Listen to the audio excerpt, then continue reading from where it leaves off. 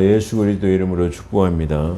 동영상 설교를 시청해 주시는 동역자 여러분, 성도 여러분을 주 예수 그리스도 이름으로 축복합니다. 2025년 한 해 동안 제 동영상 설교를 시청해 주시는 동역자 여러분을 축복합니다. 새해에도 더욱 제 동영상 설교를 시청해 주시기를 부탁의 말씀을 드리면서 2006년에도 큰 은혜와 사랑에 그리고 치유와 회복이 그리고 모든 분들이 열어지는 축복이 나와 여러분 그리고 동역자 여러분, 시청자 여러분들에게 함께 하시기를 주의 이름으로 축원합니다. 오늘은 이제 2025년 마지막 주일 52주째를 맞는 마지막입니다.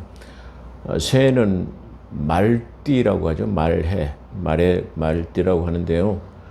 말은 성경에서도 힘찬 기상, 힘을 상징할 때 말을 의지하지 말라 이렇게 표현합니다. 힘을 상징하는 한 해인데요. 한 해 동안에 힘 있는 그리고 알찬 그런 한 해가 되시기를 주 예수 그리스도로 축복합니다. 오늘 출애굽기 19장 16절 25절의 내용의 말씀으로 시내산 강림이라는 이게 출애굽기 30강으로 은혜를 받습니다. 스바샬롬. 최근 이 환율이 1,500원 선을 육박함으로써 많은 유튜버들이 그 경제적 어려움을 예견하고 있습니다. 그런데 이런 것들을 통해서 이렇게 좀 걱정되는 그런 마음이 있는데 그런 많은 유튜버들의 예견들을 통해서 민심을 어렵게 하는 게 아닌가, 그 부채질하는 그런 상황이 아닌가 그렇게 걱정이 되기도 합니다. 물론 어려운 상황이지만은 이럴수록 우리는 동요되지 말고 맡은 바 최선을 다해야 할 것입니다. 히틀러가 영국을 침공했을 때 수많은 폭탄을 퍼부었습니다. 그래서 모든 것이 망가지고 수많은 사상자가 약 43,000명이라는 사상자가 났습니다.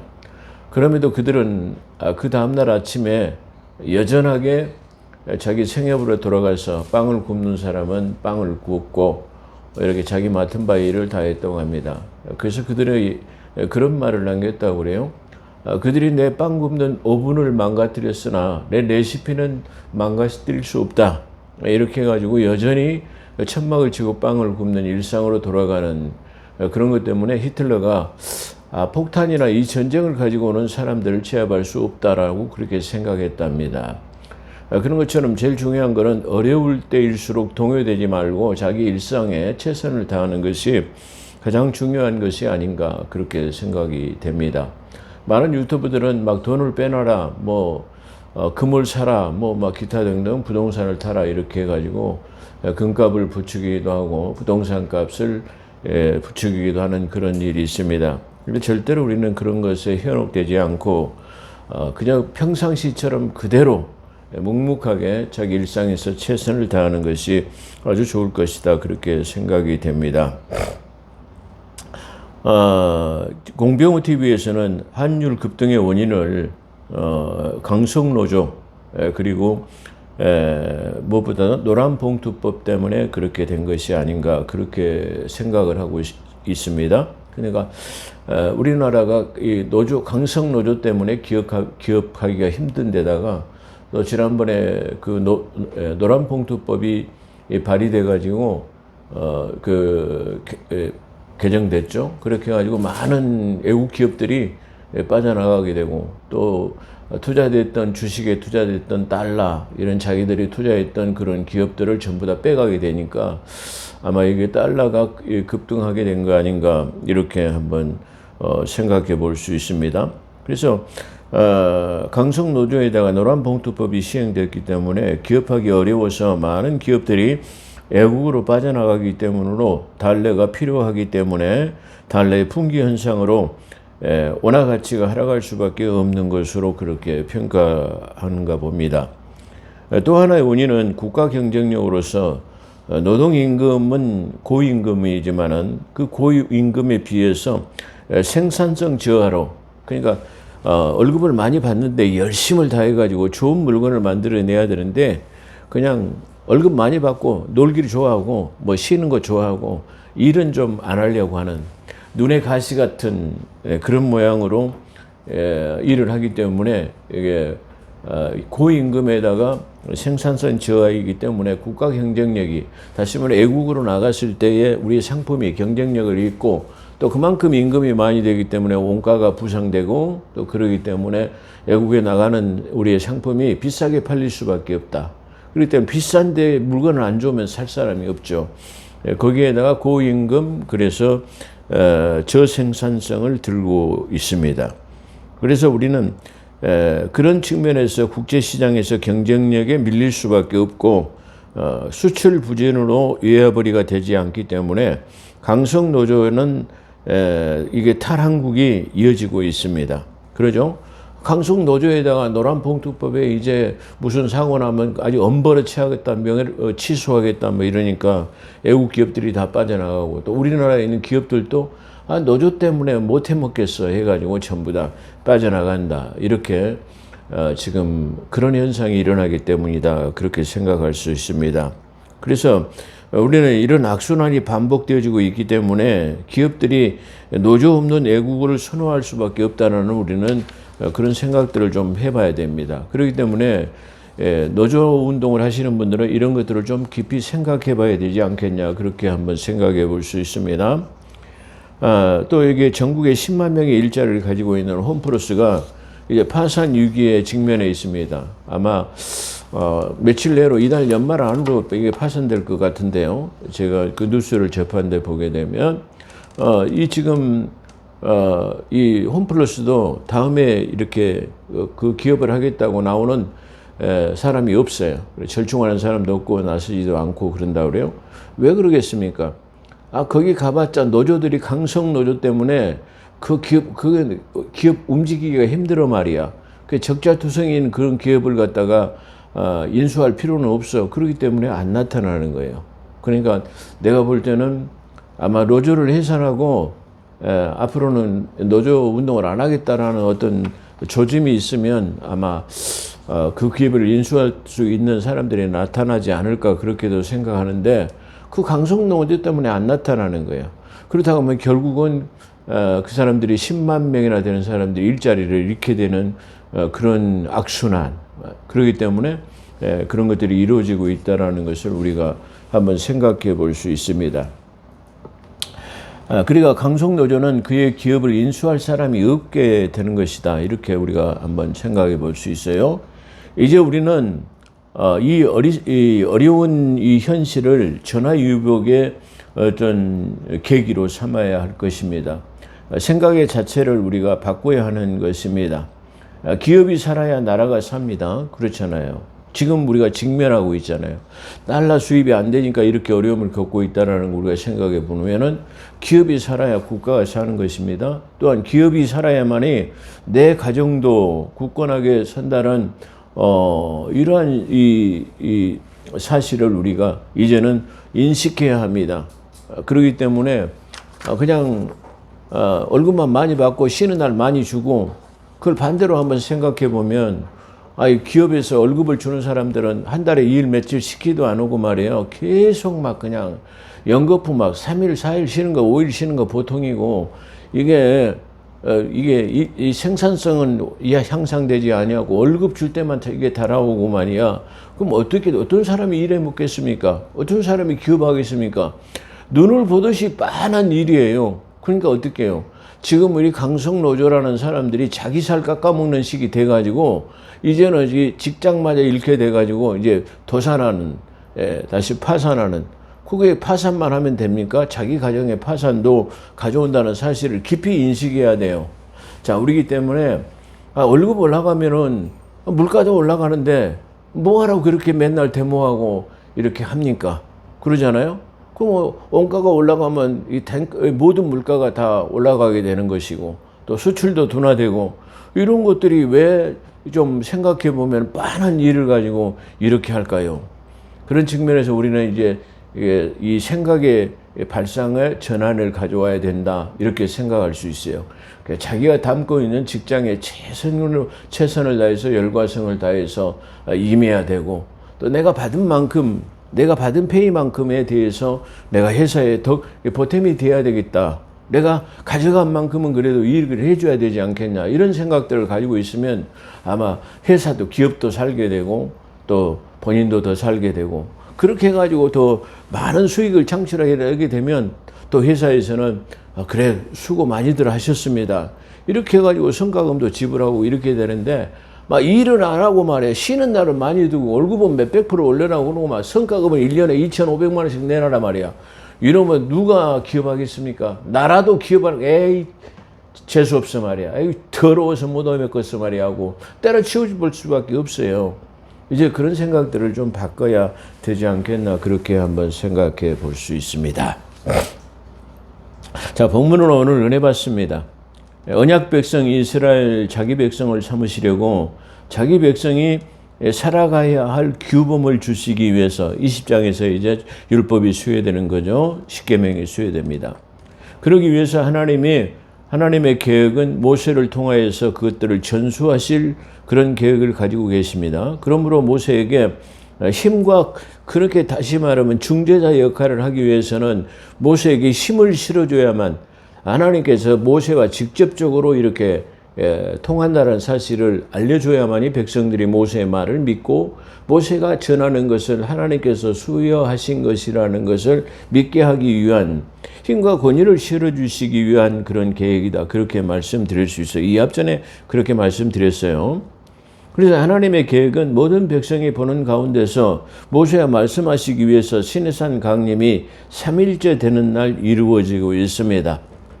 여기서 3일째라는 말도 중요한 의미를 가지고 있는데요. 우리가 그냥 3일로 쉽게 넘겨갈 수 있습니다만은, 이 베드로 사도는 베드로 후서에서 그렇게 말하죠. 이 1000년이 하루 같고 하루가 1000년 같은 이 사실을 기억하라. 이렇게 생각해보면 여기서 3일째 되는 날은 이 3000년을 의미하고 있어요. 그러니까 이게 지금 구약에서도 3일째에 지금 내려온다라는 것은 중요한 의미를 가지고 있고요. 이게 신약으로 한번 생각해보면 먼 훗날, 다시 말하면 인류의 역사 6000년의 기원이 끝난 셋째 날, 그러니까 구약의 4000년을 빼고 신약의 2000년, 이틀이죠. 그 다음에 3일째 되는 날 내렸다는 말은 밀레니엄 4000년에 이게 또다시 한번 강림이 있어질 것이다. 그렇기 때문에 구약은 신약에 있는 모형이다라고 그렇게 말하면서, 다시 말하면 구약에 있는 모든 사건들은 신약에서 다시 재현될 것이다. 모형적인 것이 바로 실제로 나타나게 되는 것을 말하고 있다. 그렇게 말씀드릴 수 있어요. 그렇기 때문에 셋째 날이라는 말은 재림의 아침, 그걸 말한다. 이렇게 볼 수 있고요. 근데 그 하나님께서 임재하셨을 때, 내려오실 때, 강림하실 때 우레와 번개, 천둥 번개를 말하냐, 우르릉 쾅쾅 막 하면서 그냥 이게 개벽이 일어나는 것처럼 그렇게 나타나는데, 특별히 빽빽한 구름이 산 위에 있고 나팔 소리가 매우 크게 들리니 천지진동하는 거죠. 그 중에 있는, 그렇게 되니까 백성들이 다 떨더라 그렇습니다.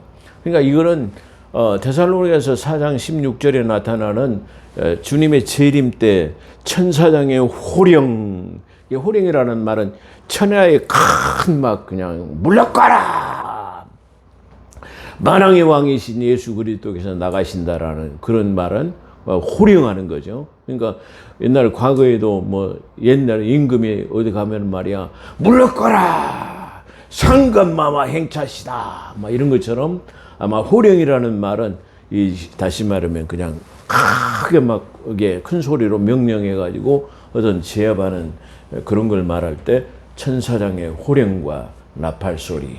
나팔 소리가 천지 진동할 때, 그래. 천지가 진동할 때 재림이 나타나는 거예요. 여기도 마찬가지로 우레와 번개로, 그러니까 천지가 그냥 번개불이 팍팍팍팍 막 튀면서 천둥 번개가 치고 말이야.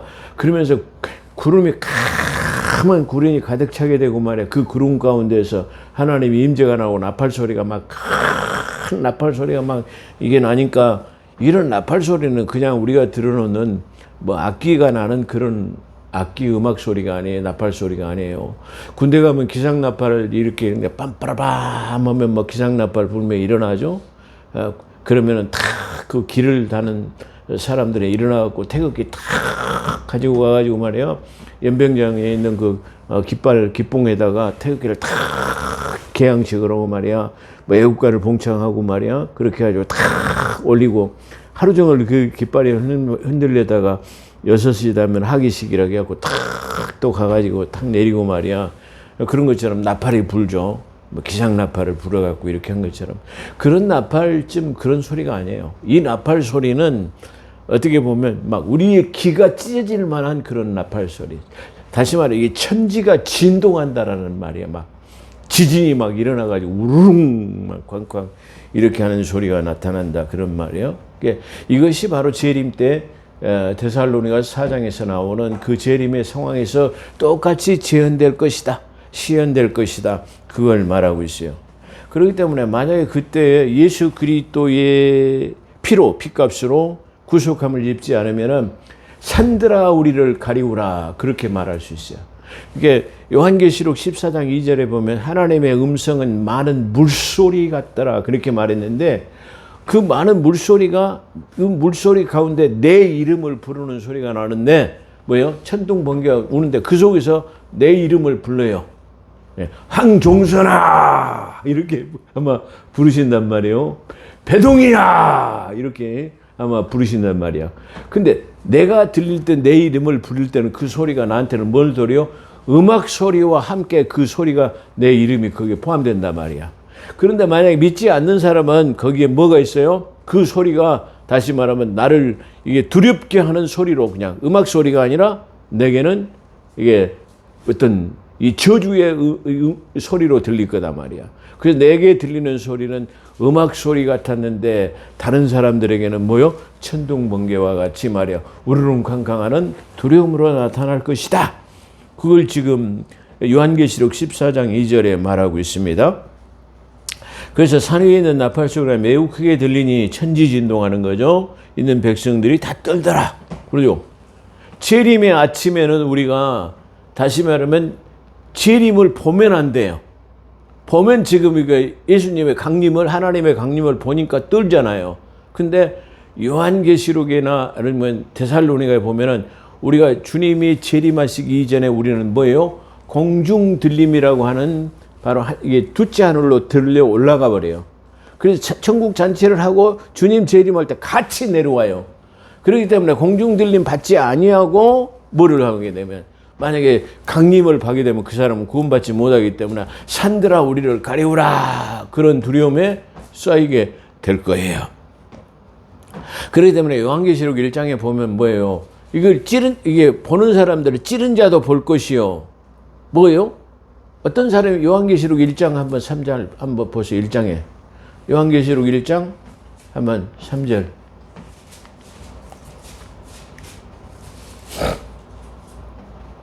요한계시록 1장 3절. 그 말 첫 번째 한번 1절부터 읽어보세요.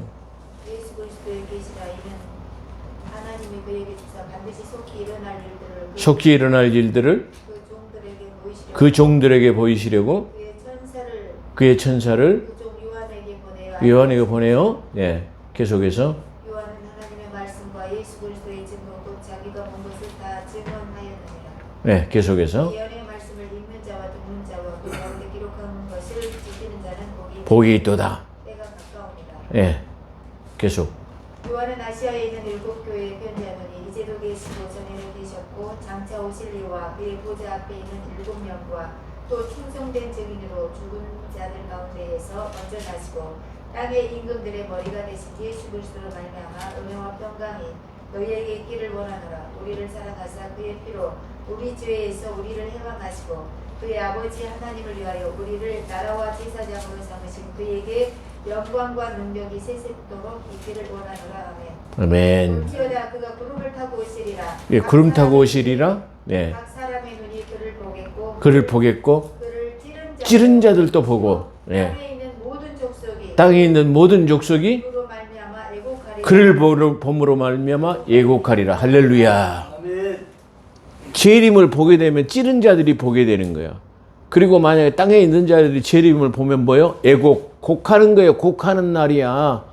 다시 말하면 이게 공중 들림 받지 못하면 그날이 곡하는 날이란 말이야. 산들아 우리를 가리우라는 날이란 말이에요. 얼마나 무서운 말이야. 이렇게 명확하게 기록되어 있는데 이걸 인식하지 못하기 때문에 이상한 말을 주님 재림을 기다리라. 주님 재림을 기다리고 재림의 아침을 맞으면 돼요? 안 돼요? 안 됩니다. 재림의 아침은 믿지 않는 사람들이 맞는 것이고 공중 들림 받는 사람은 밤에 공중 들림을 받는다는 사실을 우리가 기억해야 봅니다. 요한계시록 1장에서 지금 자세하게 말하고 있는 것을 우리가 볼 수 있습니다. 자, 모세가 하나님을 맞이로 그렇기 때문에 지금 백성들이 다 뜰 수밖에 없어요. 왜? 지금 예수 그리스도의 피값으로 구속함을 입지 못했기 때문에 공중 들림을 받지 못하기 때문에 또 예수님 하나님께서는 뭐야? 야, 나를 보려고 이게 산 위에 올라가지면 올라오지 말아라 말이야. 내가 그들과 충돌해서 그들을 죽일까 하노라 그랬어요. 그 말은 무슨 말이에요? 죄의 문제를 해결하지 못하면 하나님을 면전에 보게 되면 뭐예요? 죽어요, 죽어. 그걸 지금 여기서 말하고 있다. 그런 말이에요. 그렇기 때문에 우리는 반드시 죄의 문제를 해결해야만이 하나님을 만날 수 있다라는 것을 여기서 지금 포함하고 있다. 이렇게 말할 수 있어요. 그래서 모세가 하나님을 맞으려고 백성을 거느리고 진에서 나오매 그들이 산 그 기슭에 서 있는데 시내산의 연기가 자욱하니 여호와께서 불 가운데서 거기 강림하시느니라. 뭐 가운데요? 이게 시내산의 연기가 그냥 구름이 가득 차버렸어요. 연기가 피어올라. 근데 이게 불 가운데서 강림하시는데 거기서 강림하시니라 이렇게 말해요. 그 연기가 옹기 가마 연기같이 떠오르고 온 시내산이 크게 진동하여 나팔 소리가 점점 커질 때에 모세가 말하죠. 나팔 소리가 가까이 오니까 점점 더 커진단 말이야. 근데 여기서 이게 이 불이 피어서 연기가 올라가는데 옹기가 연기같이 올라가는 거. 연기가 이게 동그란 이게 옹기 그릇이 있잖아요. 동그랗게 그릇이 올라간다. 쉽게 말하면 도넛 같은 이게 구름이 착 올라간다라는 말이에요. 옹기 그릇같이 그렇게 오르고 원산이 크게 진동하여 나팔 소리가 점점 커질 때 모세가 말한즉 그랬어요. 하나님이 음성으로 대답하시더라. 하나님의 음성은 특별히 아까 말씀드린 요한계시록 14장 2절에 내가 하늘에서 나는 소리를 들으니 많은 물소리와도 같고 큰 우레소리 같은데 그래요. 물소리 같은데 우레소리 우릉 쾅쾅하는 소리. 많은 물소리 이 폭포수가 그냥 쾅 떨어지는 소리처럼 뭐 하나님의 말씀이 그냥 우렁차단 말이야. 그냥 물소리가 굉음이 나는 것 같은 그런 목소리로 하나님이 말씀하신다. 그런 말이에요. 그렇기 때문에 내가 하늘에서 나는 소리를 들으니 많은 물소리와도 같고 큰 우레소리와 같더라. 그렇게 표현하고 있습니다. 또 요한계시록 14장 2절이도 또 요한계시록 1장 15절에 보면 그의 음성은 많은 물소리와 같으며 라고 말해요. 여기 하나님의 음성이 뭐요? 많은 물소리와 우레소리가 같은 대로 말이야. 모세야. 그러니까 그 소리가 그냥 우레와 번개 천둥처럼 막 그냥 울어버리니까 그냥 사람들이 오금이 저릴 수밖에 없다. 지금 이걸 말해요. 우리가 지금 이게 말씀으로 우리가 이걸 대하니까 그러지. 만약에 실제 우리가 그런 상황에 접했다고 한다면 이 상황이 어쩔까요? 이게 오금이 절어가지고 감히 그냥 일어서서 이게 쳐다보기도 하기도 힘든 그런 상황이 되지 않을까. 그렇기 때문에 이게 재림의 아침을 맞는 사람들은 산들아 우리를 차라리 가려버려라 말이야. 우리 산으로 덮어버려라 말이야. 그럴 정도로 두려움을 갖게 되는 거다. 이렇게 말할 수 있습니다.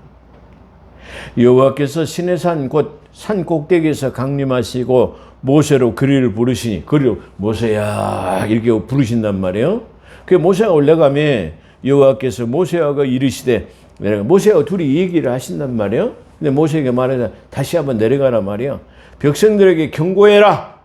내가 이렇게 경계를 정해준 것처럼 백성들이 밀고 올라와서 나 여호와를 보려고 이게 올라와서 보려고 하다가 죽을까 하노라. 그러니까 만약에 이 이게 경계선을 정해놨는데 그 경계선 밖으로 올라오게 되면 이게 뭐요? 안 된다라는 말이야. 이게 어떻게 돼요? 하나님께 충돌할까 죽일까 하노라 말이야. 왜 죽일까요? 다시 말하면 지금 하나님의 백성 삼기 위해서는 오시긴 하셨지만은 아직 죄의 문제를 해결하지 못했기 때문이다. 이렇게 우리가 볼 수 있어요. 그래서 여호와께서 가까이 내게로 나 여호와께로 와서 보려고 하다가 죽을까 하노라. 또 여호와께서 가까이 하는 제사장들에게 그의 몸을 성결하게 하라. 나 여호와가 그들을 칠까 하노라. 칠까 한단 말이야. 충돌한단 말이야. 죽일까 한단 말이야. 그렇기 때문에 특별히 나를 지금 너희가 데리고 올라온 제사장들도 성결하게 해야 된단 말이야. 여기서 우리가 중요한 것은 이게 하나님의 백성들이 지금 하나님의 강림을 보기 위해서는 뭘 준비하라는 거죠? 구별되어야 돼요. 구별되고 성결해야만이 하나님의 강림을 만날 수 있어요. 재림을 만날 수 있어요. 재림 때 우리는 구원받을 수 있다. 이걸 지금 말하는 거예요. 그렇기 때문에 우리가 예수 그리스도를 믿고 어떻게 해야 돼요? 그를 믿는 믿음으로 우리는 성결한 삶, 거룩한 삶을 살아야 우리가 하나님 앞에 칭찬받는 삶이 될 수 있다. 구원의 문제는 해결됐기 때문에요. 그 구원이 해결되었다라고 막 아무렇게나 살면 안 된다. 그런 말이에요. 늘 구원받은 하나님의 자녀이기 때문에 우리는 구별된 삶, 거룩한 삶, 이렇게 성결한 삶을 살아야 된다. 그걸 지금 주문하고 있다. 이렇게 말할 수 있어요. 그렇기 때문에 또 여호와께서 가까이 있는 제사장들에게 그의 몸을 성결하게 하라. 나의 여호와가 그들을 칠까 하노라. 돌로 친단 말. 치는 것처럼 충돌해갖고 죽는다는 말이죠. 모세가 여호와께 이르되 주께서 우리에게 명령하여서 이르시기를 이게 산 경계를 정하시고 세워 산을 거룩하게 하셨은즉 백성들이 산에 오르지를 못하리라. 하나님의 경계를 이게 삼으라 해가지고 딱 어디까지는 이게 네가 경계를 삼았고 올라오지 못하도록 경계를 삼으라 이렇게 말했죠. 거기로 올라오지 못하도록 해요. 자, 우리는 이것을 어떻게 한번 생각해 볼 수 있냐면은 우리 에덴 동산 안에 생명나무가 있어요. 그렇죠? 근데 이 생명나무는 이게 범죄한 사람이 거기 생명나무를 이게 따먹을 수 없어요. 범죄한 사람이 올라갈 수 없어요. 자, 그렇기 때문에 여기를 올라올 사람은 죄의 문제를 해결해야만이 이 생명나무를 따먹을 수 있어. 그렇기 때문에 죄인인 이 선악과를 따먹수, 생명나무를 따먹을 수 없도록 경계를 전하고 두루 도는 하얀 검을 갖다 돌도록 해가지고 따먹을 수 없도록 해놨어요. 왜? 죄의 문제를 해결하지 않았기 때문에 그걸 악을 아는데 하나님같이 되어버렸기 때문에 그런 거예요. 그런 것처럼 여기서 경계를 정하고 오르지 못하는 것은 죄의 문제가 해결되지 않으면 나와 충돌하고 내가 그들을 죽이겠다라는 의미가 그 속에 들어있다. 이렇게 말할 수 있어요. 그래서 모세가 산 위에 경계를 세웠으니까 올라오지 못할 것입니다. 그렇게 지금 말하는 거죠. 여호와께서 그에게 이르시되 아니다 가라 말이야. 그렇게 정해놨어도 거기로 올라오는 사람이 있을 거다 말이야. 그렇게 말하는 거죠. 가라. 너는 내려가서 아론과 함께 올라오고 제사장과 백성에게는 경계로 넘어 나 여호와께로 올라오지 못하게 하라. 네가 가서 네 형 아론 제사장과 둘이만 올라오고 다른 사람은 이게 다른 제사장들과 백성은 올라오지 못하도록 경계를 삼아가지고 단대히 말해라. 이게 확실하게 경계를 줘가지고 이게 다시 한번 경계를 삼아갖고 올라오지 못하도록 하라. 이렇게 지금 다시 한번 당부하는 그런 말입니다. 올라오지 못하게 하라. 내가 그들을 칠까 하노라. 모세가 백성들에게 내려가서 그들에게 전하니라. 이게 여기까지가 지금 19장 마감이다. 마지막이다. 이렇게 말할 수 있습니다. 아까 말씀드린 것처럼 경계를 정하고 올라오지 못한다라는 것은 아까 에덴 동산에서 있는 악을 알아가지고 다시면 죄의 문제를 해결하지 못하고는 생명나무를 따먹을 수 없는 것처럼 죄의 문제를 해결하지 못하면 그 경계를 넘어서는 안 되고 그 경계를 넘어서는 반드시 죽게 된다는 사실을 우리에게 교훈하는 것이다. 이렇게 볼 수 있어요. 그렇기 때문에 우리가 구약이 중요한 것은 구약은 전부 다 모형적으로 애형적으로 우리에게 다시 재현되고 나타난다는 사실을 우리가 볼 수 있습니다. 그리고 우리가 자주 지금 대두되는 말은 역사는 반복되어진다. 역사를 배우는 것은 역사가 다시 반복되어지게 그것이 또다시 재현된다라는 것을 말하는데 이 성경의 역사가 바로 재현되는 반복되는 그런 역사가 계속되어지므로 그걸 교훈 삼아서 우리가 믿음으로 승화시킬 수 있다. 그걸 말씀드릴 수 있습니다. 여기까지입니다. 기도하겠습니다. 주님 감사합니다. 한 해 동안을 아무 대가 없이 하나님의 은혜로 잘 살아왔습니다. 감사드립니다. 모든 영광을 하나님께 올려드립니다. 특별히 2026년에도 더 큰 은혜와 사랑으로 우리 주님 다시 오심을 대망하는 그런 한 해가 되게 도와주시기를 원합니다. 감사하며 우리 구주 예수 그리스도 이름으로 감사기도 드리옵나이다. 아멘.